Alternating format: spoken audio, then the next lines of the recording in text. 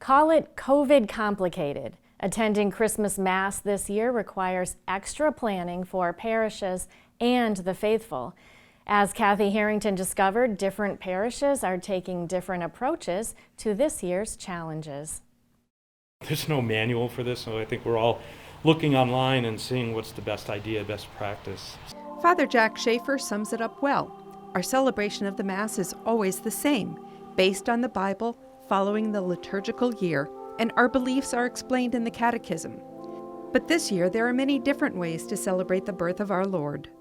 In Sheffield, Deacon Sean Mulholland of Our Lady of the Valley Parish says planning there got underway in October.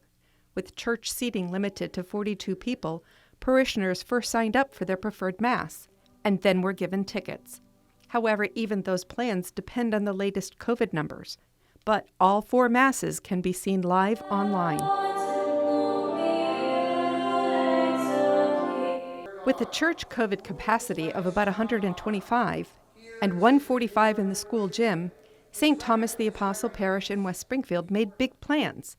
17 Masses are now scheduled for Christmas. Well, we took the regular schedule, we added a couple Masses to it, and then you double those because each Mass, with the exception of our midnight Mass, will be celebrating one in the church and one in the gymnasium. Cleaning teams are in place to cover the extra Masses. The challenge is making certain people know the Christmas Mass plan. But so far, people have been very cooperative and understanding. In Westfield, using 2 Mass locations, the parish center and the church, with a heated tent outside the front doors, is how Our Lady of the Blessed Sacrament will make their ambitious Christmas schedule happen. Parishioners can also listen on their car radios. Mass is also live on YouTube. They hope they've covered all the bases so that anyone who turns up unexpectedly can take part in Christmas Mass. Here at St. Michael's Church in East Longmeadow, this is what people will find this Christmas. It was determined that because of the COVID limitations of 130 people at Mass, it wasn't possible to accommodate parishioners, family, and friends. So Masses will be offered online. Father Wayne Biernat says historically, people began arriving for the 4 p.m. Mass at 2 o'clock, and by 2:05 the church was full. That's just not safe during a pandemic. Then you have all those people sitting in the church for 2 hours, and then they're going to sit in the church for another hour, and we are going to turn away hundreds and hundreds of people on Christmas.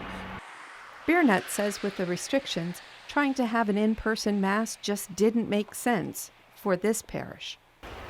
That could create an emotional and spiritual feeling of negativity within that person's heart being turned away on Christmas. So Mass will be online. Additionally, there are 2 opportunities to safely receive the Holy Eucharist, one on Christmas Eve and the other on Christmas Day. When you drive through the parking lot, you come in through this entryway, you come around, people will be able to receive communion either on the driver's side or the passenger side. We have an hour of time listed.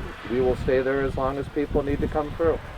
Podobnie po wieczerzy wziął kielich I ponownie dzięki Tobie składając.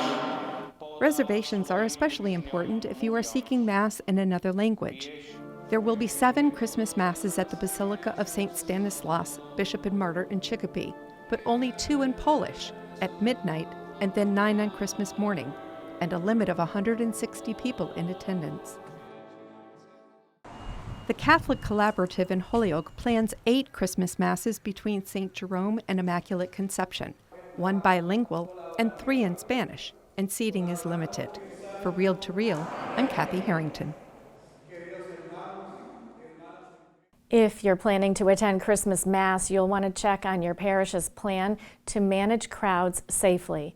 We have a list of updated Mass schedules at diospringfield.org.